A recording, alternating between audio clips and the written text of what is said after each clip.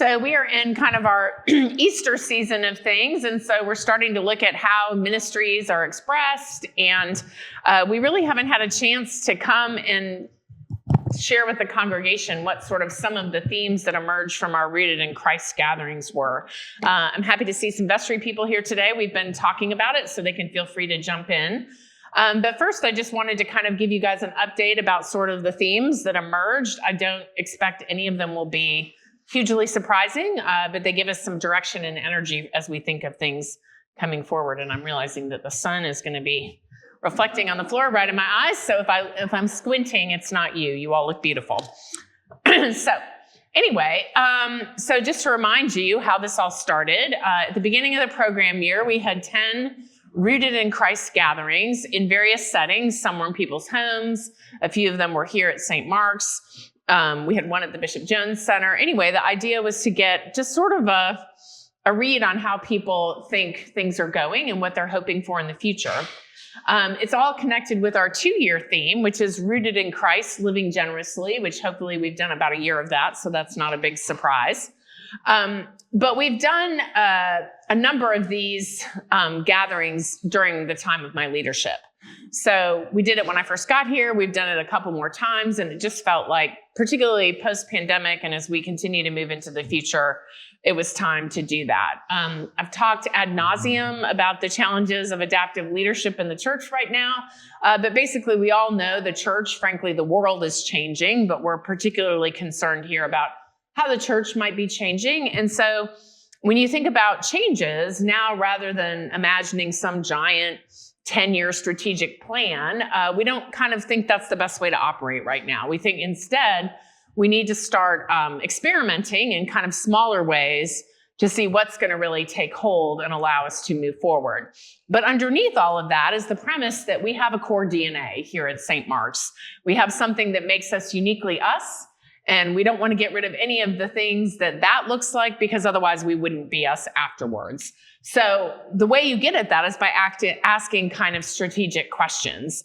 And so what we asked in each of these gatherings was 2 simple things. When have you felt most connected at St. Mark's? And what are your hopes for the future? And the idea is if you ask enough groups and people that, you're going to get some sense of what are the thematic things. I'm looking at Brian Zook over here. When we were working on stewardship last year, he said, I just always want to know the answer to the question is, why are you here? Why are you here? And that's what we really want to see is, why are we St. Mark's? What is it that we uniquely do here at 315 East Pecan that keeps us rooted? So 10 gathering, thanks to all the scribes who took notes during those time.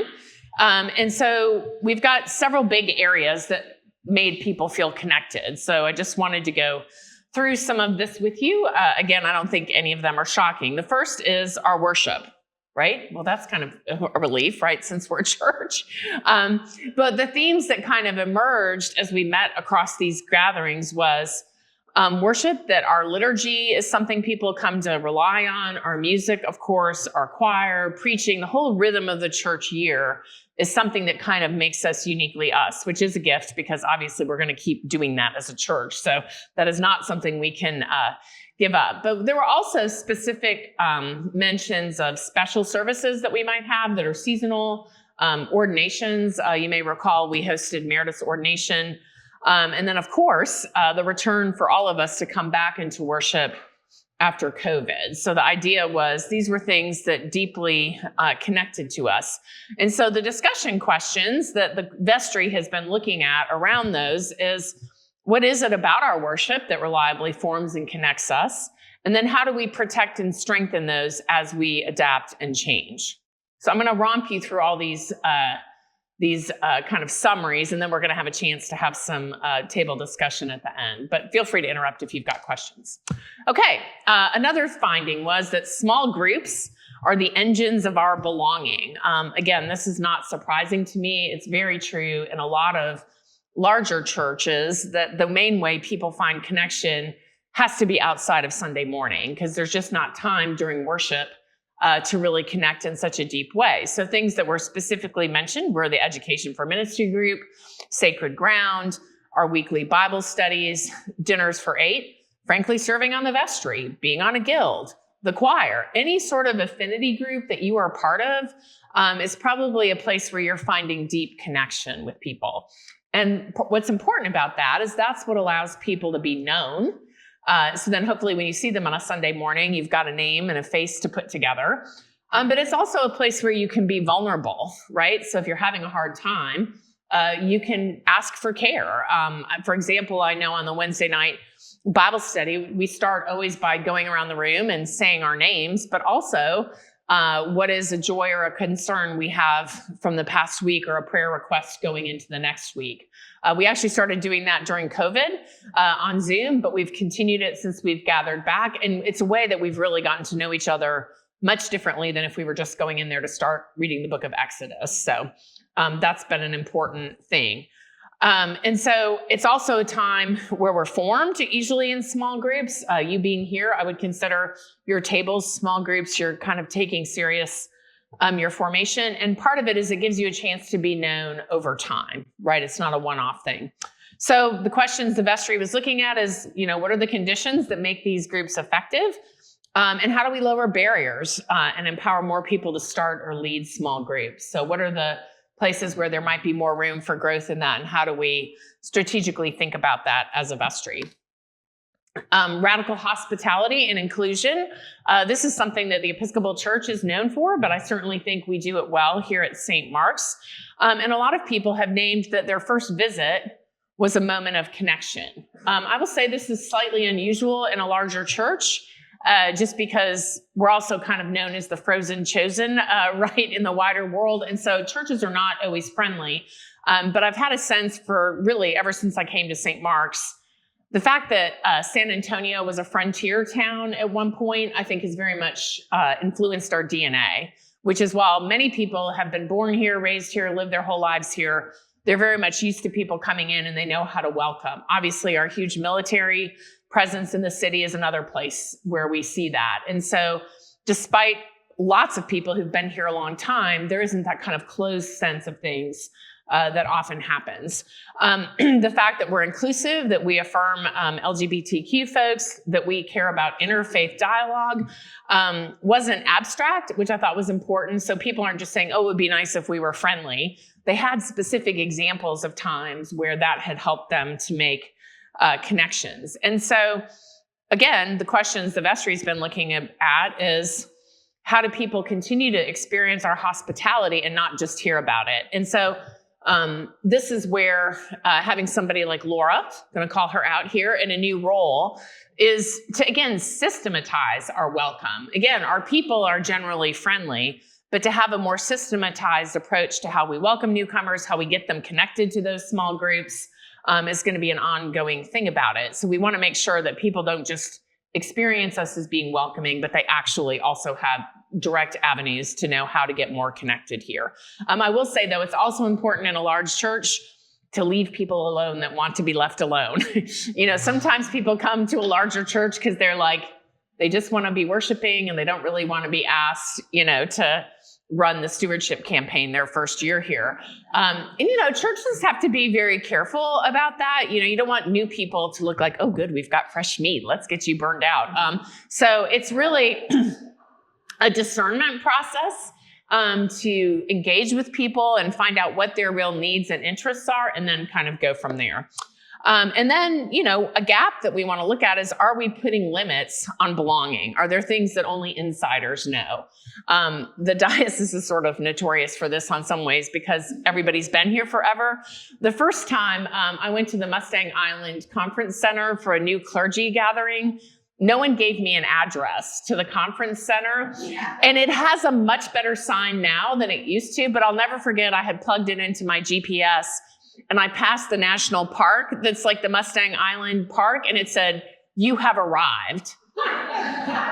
And there was none of that. Well, our building, because of its historic nature and its challenges, to find the nursery is probably not immediately evident, right? And so having greeters and people stationed around that help you find things is important. So, part of our welcome and inclusion has to be kind of on-site and helpful. The other thing, which I've said to the vestry, I don't know if I've had a chance to say it more broadly, is how people visit churches has radically changed. It used to be that if you were new in town, you would probably physically go and visit a bunch of churches, and then you'd be like, okay, this is the one. We hear over and over again, and the statistics bear it out, people do all of that virtually at home. So they are going to be listening to sermons, watching the website. And so we have to have a website that's also friendly, right, to people coming, because by the time somebody gets here and says, oh, this is my first time here, I mean, I would say at least 3/4 of the time, they've already been participating remotely. So that's really changed things. And so even the purpose of the website is different, right? It's still to keep those of us who are here up to date, but it has to be kind of the front porch in a way that it wasn't. So that was kind of what the vestry has been looking at there. Showing up when life gets hard, right? So all of us know that deep connection often can come during times of crisis or transition. We've got a long list: illness, divorce, death, parenting, burnout, or grief. And frankly, if the church isn't doing that well, we really are in trouble, because that's a place where hopefully the church can show up. And so people named that this was a place where we were showing up with presence, prayer, and practical care. And that changes people's sense of what real community is. So again, one of the things we're looking at is not do we care about each other? We do. But do we have the right systems in place to make sure that people that need and want care are getting it, and that they know about what's coming? And then the other question, of course, is how can we equip more parishioners to offer care to one another? How can we make that just part of being a member at St. Mark's, so that you're listening in a Bible study, and if somebody says they've got a prayer request, you naturally follow up with them the next week, or you feel empowered to operate in that kind of a way. Serving together, that's always been a big part of St. Mark's. Our core vocation is feeding San Antonio with the bread of life. So we focus on ourselves as a community that needs care, but then we have always had this very deep sense of offering ourselves out in the world. So our long history of outreach and service, whether it's feeding ministries, school partnerships, disaster relief, mission days, those are all moments of powerful connection. And especially when we do that together, right? So we can all obviously go volunteer at the food bank anytime we want, right? But there's something special about going with a group of St. Mark's people, because it does two things, right? We're doing the service, but we're also getting to know each other. I mean, when you're hauling those bags of vegetables, you are going to get to know each other well. That's been a real strength for us. And service is a key reason why many people come to St. Mark's. I would say the two biggest reasons people tell us they've come to St. Mark's is the music and our service. Those are kind of some very distinctive things that we do. So, and we've, again, been working on this for a long time at St. Mark's, is how do we look at service being relational and not just transactional? I think we've come a long way on this over the last 5 or 6 years. We used to give out more money in grants, but there wasn't necessarily intentional partnership around those grants. And so we've worked really hard over the last number of years, and many of you in the room were part of those efforts. But if you look at the Crockett Partnership, and particularly through communities and schools, that really came out of a desire to, one, have a longer partnership with a group, but also make sure we had specific ways to show up and be with that community. And again, if you think about what the real purpose of service and outreach is, it's not just us bringing things to people. It really is about us discovering Christ's presence in those places and people that we're going to, and being changed in that too. I always say people who really love outreach very much understand it's mutual, that you get as much out of being there as you do whatever it is that you're bringing. So again, making sure that we continue that. And then how do we continue to serve together more visibly and regularly? Again, I would point to the pandemic as one of this. We had a number of regular things that were happening. Now we're kind of in a more occasional mode. And so I think we've got some room to really think about, what are the things we want to do regularly, and how do we let people know we're doing it when we are? You may be hearing echoes of, oh, this all needs to be lay driven. Yes. So again, part of it is, we have staff to help communicate things, but part of it is having folks in the congregation who have a passion for something, inviting other people to join them in that, and then we can help you make that happen. Okay, so those are the kind of main themes that came out of the gatherings. I don't think there were any huge surprises there, at least for me, hopefully not for you either.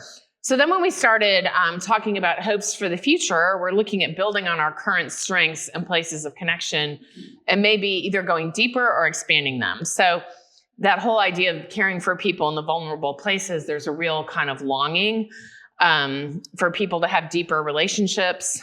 We want our faith also, of course, to be deepened, but we want that to be done in community, right? You notice that you guys are all sitting at round tables. That's been a change we've made in the last few years because the idea is, despite how brilliant the people might be at the podium, we want to make sure that people are having a chance to make those real world connections at their table. People obviously have a strong hope that we will continue to include everyone, and frankly, that our diversity as a congregation will continue to grow and change. Again, we've made some strides there, but we hardly look like the world looks, and that is very common in most churches. But how can we again start to look at ways to make that different?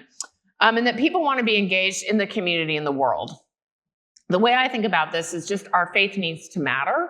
And I need to have enough of an ability to articulate my own faith posture that then I take that out into the community and the world. That does not mean we're all going to do the same thing, right? And it certainly doesn't mean we all agree, which is kind of one of the beauties of the Episcopal Church. I mean, the Via Media really is about having a broad understanding. So I may discern my political action in a completely opposite way for somebody who's sitting in the pew with me. And that's okay. The idea is, are we using grounded principles to discern how we're being called to act? And so I think that's something that people are longing for. And then building sustainable models of leadership. I've said this over and over again. I mean, I just think one of the biggest things that happened to us after the pandemic was, as you would expect, during the pandemic, we became very staff-driven because y'all weren't allowed in the building. But to rebuild that has taken longer than I would have expected, and I think it continues to be a growing edge for us. Any questions on any of those things or thoughts, comments before I continue? Okay, we'll keep going. So then the vestry was all excited to get off and have some time away to really talk about these for several days. Well, then we had an ice storm. So we didn't get to go to our vestry retreat this year, which really has been unfortunate. So the longer period of time we thought we would have to digest all of these issues has been minimized a little bit. But we've had 2 meeting times where we looked at exactly what I just showed you online. People broke up into smaller groups and answered those questions. And then after the bishop's visit, we met on a Sunday for a couple hours to continue kind of synthesizing and saying, okay, what do we do next? Because if you look at that long laundry list of areas, we can't do all of them at once, right? That will just make sure that we're not doing anything well. And so what we did a couple Sundays ago is we looked over all of those points and we just started to notice together, where was there real life and energy for us? Where did we start to get excited as a community? And what surprised you or moved you? Was there something in here that you were kind of surprised by? Then we broke up into little groups, 2 to 3 people, brainstormed a vision. These are not well-coiffed, finalized vision statements, but we basically tried to take everything that we had in those areas and synthesize a vision statement for worship, small groups and belonging, hospitality and inclusion, care and vulnerability, service and outreach, formation and community engagement.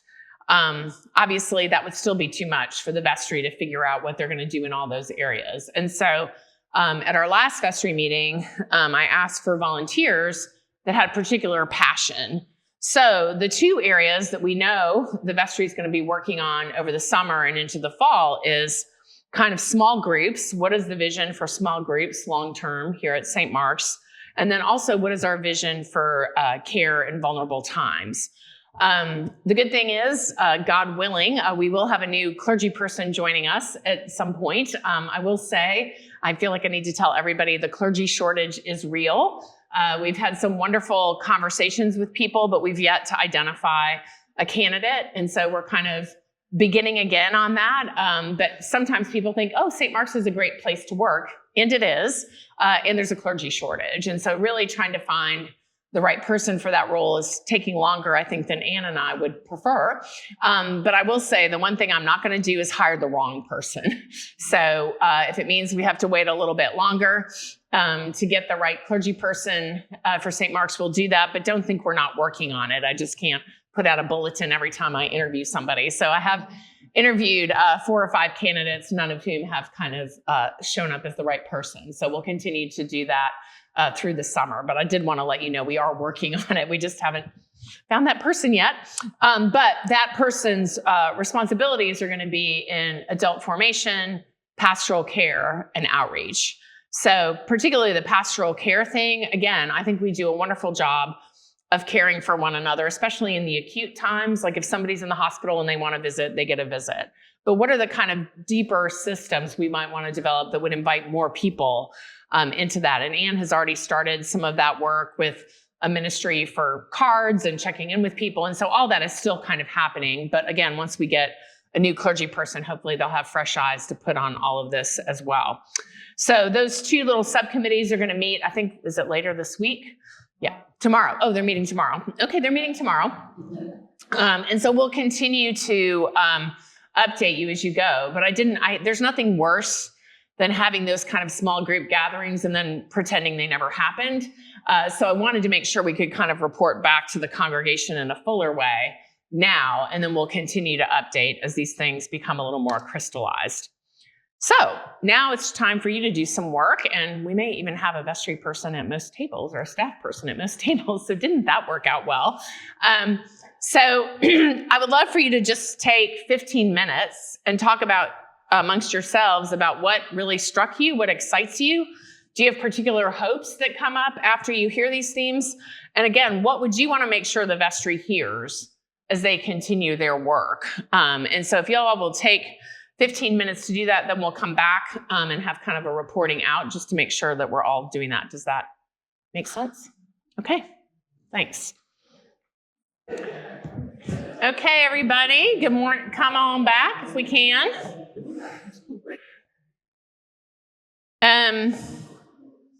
Let's just go around the different tables.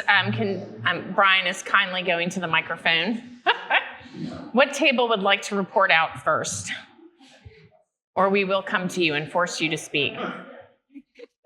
Okay, Brian's going to just go for our table. It is now. Yeah.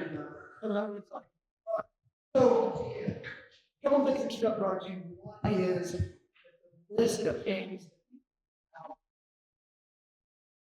You look at that list and try to get a first look at that. So it felt like a read on our DNA. Yeah. Little mistakes about level connection were put on or that get attention on. Where people had energy. Okay, great.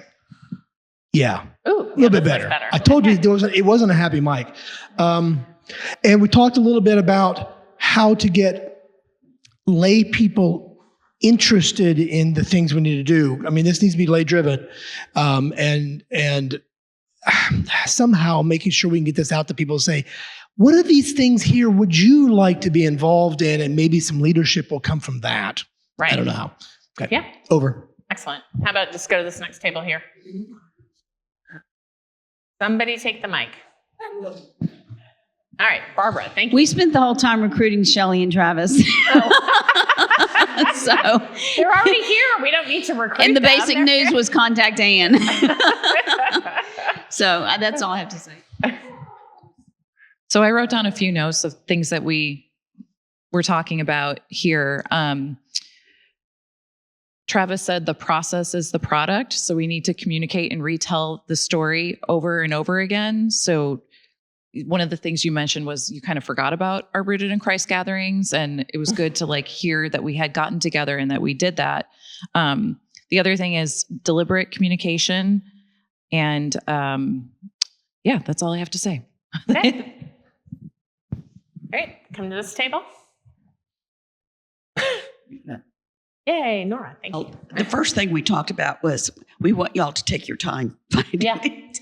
finding someone. We were very grateful for that. Oh, for the priest, yes, we will. Yes, No, trust me. Very grateful for that. Yeah, I just wanted to assure people we're looking because I think sometimes think, oh, Beth has 45 candidates just sitting in the closet. I promise you, I do not have 45 candidates sitting in the closet. The other thing but that we will said wait. is that we want a week to discuss this. Oh, well, exactly. No, it is too much information to process. Yeah. You can see why the vestry is still. But we talked a lot Working on about community, of what drew us here. And certainly we spoke a lot about leaving here also. Aw. And we took a little different path. But I think the major thing that came out for us was that the development of the community that we live in and what draws us to this church. And would y'all agree that it's community that we have in the formations? Yeah, great. And I think that this church is a very rich community, and we have to find ways of using the richness of the community, whether it's in small groups, whether it's in finding new leadership. All the things that you're looking at, I think, are really critical, that Yeah. we use our community in the ways that they are called to do. Yeah, thank you. Got a couple of comments about that, but we'll go to these other tables first, and then I'll share my other thoughts on that. Yeah, they're like, oh, please go to that table first. Well, we had a good conversation discussing the two things the vestry has focused on. There's a great need for care in any congregation, and certainly in ours, and we need to be attentive to that. But the small groups are key to the health of any congregation such as ours, or any congregation. And we talked about various ways those can be formed. Talked about the multiple de facto small groups that exist in the parish, whether it's the choir or altar guild, on and on, that those exist. But there are a lot of people who are not plugged into those, and we need to do a better job about creating groups that are affinity groups, people that have something in common, whether it's their family structure, their geographic proximity, things like that, and getting people into groups like that as a way to strengthen everyone's spiritual health. Did I leave anything out? Doug? Thank you. Yeah, I think that's what my main thing is. I don't want us to get overly narrow how we define small groups, because a small group can be a lot of different things. And so, yeah, we may need some more intentional small group ministries also, but we also have a lot of them that are functioning. And I don't want somebody to go, oh, well, I'm in Bible study, but that doesn't count as a small group. Well, yes, it does. I'm on the altar guild. That doesn't count as a small group. Well, yes, it does. So part of it, too, is expanding our own view of what we think are small groups. So, Shirley? Having come from a much larger church, the thing I think I missed the most when I came here was having different Sunday school classes you could choose from. And I do think those are valuable because you get with people that you have some things in common with. I appreciated the altar guild, where we really got to help with service, because in the Presbyterian church, of course, they don't do that. And I liked having lay people help with the service, so that it's not just the ministers going up there and reading a couple of lines of the Bible. You really have the lay people who get in charge. So there are good things, and the other things that I would hope we could work at. I'd love to see more children in the church, because I think that may discourage some young families from coming if their children don't have a bunch of children to come and go to Sunday school class with and to be interested in coming. Okay, great. So what I'm hearing from all of these is that most of what has been identified resonates with our experience of St. Mark's. No one looked at those things and thought, oh my goodness, that's not who we are at all. So that's good for us. And then, I think it's just going to take some real intentional work. What I shared with the vestry when we last met to kind of do these visioning statements and the small groups was something that I had at my latest conference I was at. We had a wonderful presenter, Steve Tomlinson, who's at the Seminary of the Southwest in Austin. He is, get this, he is a PhD economist, a priest, and a playwright. So think about that personality. First of all, he was very engaging, as you might imagine, but he gave us a wonderful way to think about the economy of the church, which is that, there's a certain way we think about the culture and the economic structure happening in the country, but then to think about the economy of the church, we have to think differently. And so one of the things he said, and what we were guiding some of these vision statements around, is in the church or in a faith community, beauty is something we value. And so when we think about what we're doing as a community, we can ask ourselves the question, what would be the most beautiful thing we could do with our resources? Which is different than saying, what's the most efficient way the market is going to decide what's going to be consumed, right? So he said, that's the first thing. The second thing is we trust from a faith position that we already have what we need, right? God has given us all the resources we need right now. So we don't need to lay by the side of the road and go, oh, if only we had, $8 million more, that we'd be happy to figure out what we had to do with that. But if only we had all these other things happening, we could do something. A faith posture is, no, God has already given us stuff. And so what he says is, and again, this is a fun way to think about the economics of it, there are hidden abundances, and if we don't think we have enough to do what we want to do, it's because we're imagining scarcity where it doesn't exist. So there is abundance within the community. And so our job becomes not about saying, oh, the institutional church is declining, oh, whatever we want to say. Our posture then becomes one of, what are the resources we're not seeing? Who are the people that are already here that we can invite into different ways of doing things? And I really liked that casting of this kind of next step, because it still puts it in the same place of experimenting. There's not a one size fits all, but it allows us to really, I think, make some intentional strides in these areas. So anyway, very happy to have heard from y'all and having a chance to at least give you a little bit of a glance at it. I hope by the time we get to the parish meeting, we'll have even more to report, but that's not till November. So we thought we would start by telling you what we'd been hearing.